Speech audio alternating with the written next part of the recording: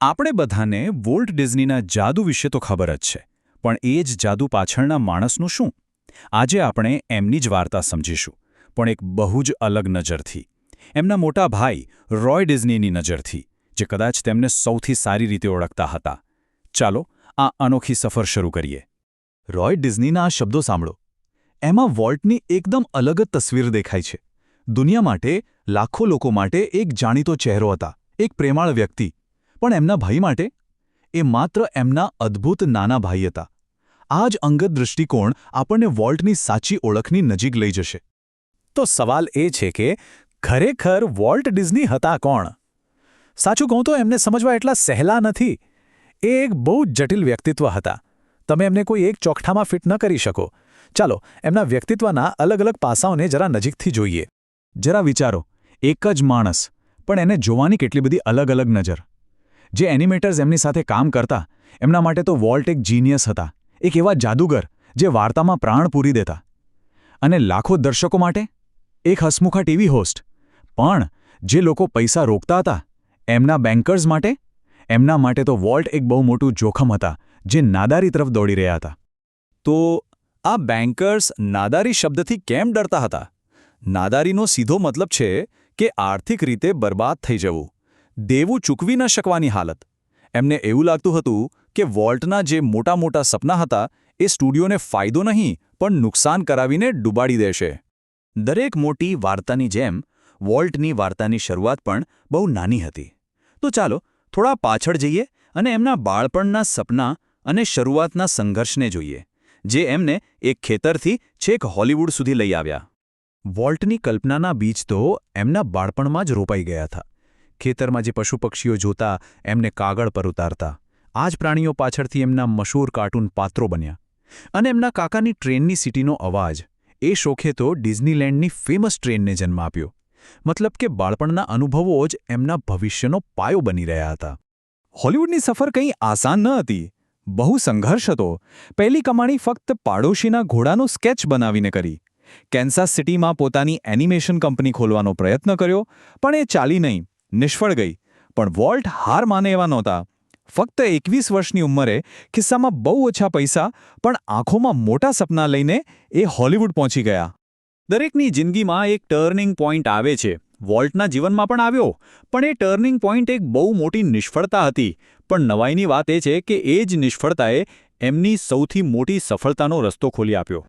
હોલિવૂડમાં થોડા સંઘર્ષ પછી વોલ્ટને આખરે પહેલી મોટી સફળતા મળી. એમણે ઓસ્વાલ્ડ ધ લકી રેબિટ નામનું એક કાર્ટૂન પાત્ર બનાવ્યું અને એ જોતજોતામાં હિટ થઈ ગયું. વોલ્ટને લાગ્યું કે બસ હવે બધું બરાબર થઈ ગયું, પણ એવું નહોતું. અને પછી જે થયું, એક મોટો ઝટકો હતો. વોલ્ટ વધુ પૈસા માટે એમના ડિસ્ટ્રીબ્યુટર પાસે ગયા અને ત્યાં એમને કડવું સત્ય જાણવા મળ્યું. ડિસ્ટ્રીબ્યુટરે ચાલાકીથી ઓસ્વાલ્ડના કોપીરાઇટ પોતાના નામે કરાવી લીધા હતા. મતલબ કે વોલ્ટનું પોતાનું બનાવેલું પાત્ર હવે એમનું નહોતું રહ્યું. એમની સાથે બહુ મોટો દગો થયો હતો. ટ્રેનમાં પાછા ફરતી વખતે નિરાશ થવાને બદલે વોલ્ટના મગજમાં એક નવો આઈડિયા આવ્યો. આ એ ઐતિહાસિક ક્ષણ હતી જેણે બધું બદલી નાખ્યું. એમણે નક્કી કર્યું, આપણે એક નવી સિરીઝ શરૂ કરીશું, એક ઉંદર વિશે. અને આ વખતે એ ઉંદર પર હક ખાલી આપણો જ હશે. અને બસ આ જ સંકલ્પમાંથી જન્મ થયો મિકી માઉસનો. અને આ રીતે એક મોટી હાર અને દગામાંથી ઇતિહાસની સૌથી મોટી સફળતાનો જન્મ થયો. એ નાના એવા ઉંદરે ખરેખર દુનિયા બદલી નાખી. મિકીની સફળતા કેટલી મોટી હતી એનો અંદાજો આ આંકડાઓ પરથી લગાવી શકાય છે. 1968 સુધીમાં 25 કરોડ લોકો ડિઝનીની ફિલ્મો જોતા હતા, 10 કરોડ લોકો ટીવી શો જોતા હતા, અને માની ન શકાય એવી રીતે લગભગ 1 અબજ લોકો ડિઝનીના પુસ્તકો વાંચતા હતા. એક નાનકડા ઉંદરે આખી દુનિયા પર રાજ કરી લીધું. પણ વોલ્ટ ખાલી એક સફળ બિઝનેસમેન નહોતા. એમની સફળતાનું સાચું રહસ્ય તો વાર્તા કહેવાની એમની ગજબની આવડતમાં છુપાયેલું હતું. એ કોઈ પણ કલ્પનાને જીવંત કરી શકતા હતા. એમના ભાઈ રોય ડિઝનીને એક કિસ્સો બરાબર યાદ છે. એ કહે છે કે એકવાર વોલ્ટ એમના સ્ટાફને પિનોકિયોની વાર્તા સંભળાવી રહ્યા હતા. એ માત્ર શબ્દો નહોતા, વોલ્ટ પોતે વાર્તા બની ગયા હતા.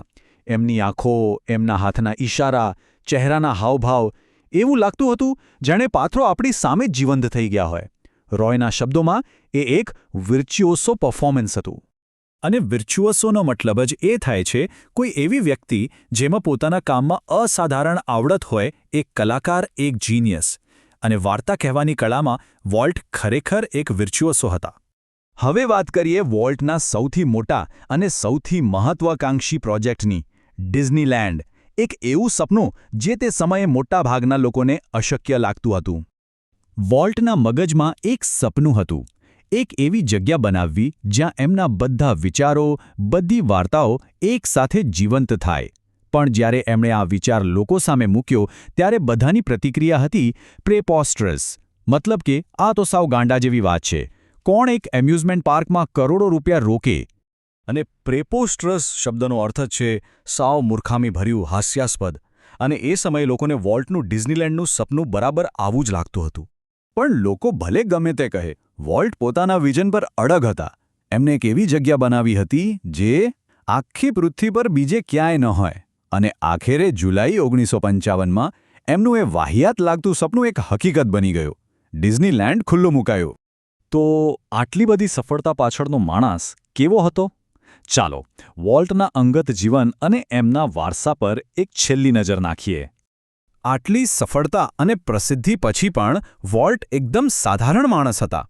એમને પાર્ટીઓમાં જવું ગમતું નહોતું, એમનું મનપસંદ ખાવાનું પણ સાદું હતું. અને પૈસાનું શું?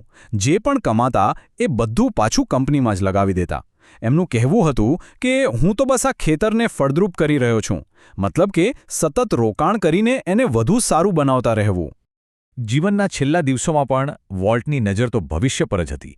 એમનું એક બહુ પ્રખ્યાત વાક્ય છે, ડિઝનીલેન્ડ ક્યારેય પૂરું નહીં થાય. આનો મતલબ એ હતો કે કલ્પના અને સર્જનની કોઈ સીમા નથી હોતી. એ હંમેશા ચાલતું જ રહેવું જોઈએ. અને અહીં આપણે એક છેલ્લા અને બહુ મહત્વના સવાલ પર આવીએ છીએ. વોલ્ટ ડિઝનીની જિંદગી આપણને શીખવે છે કે મોટામાં મોટી નિષ્ફળતા પણ સફળતાનો રસ્તો બની શકે છે.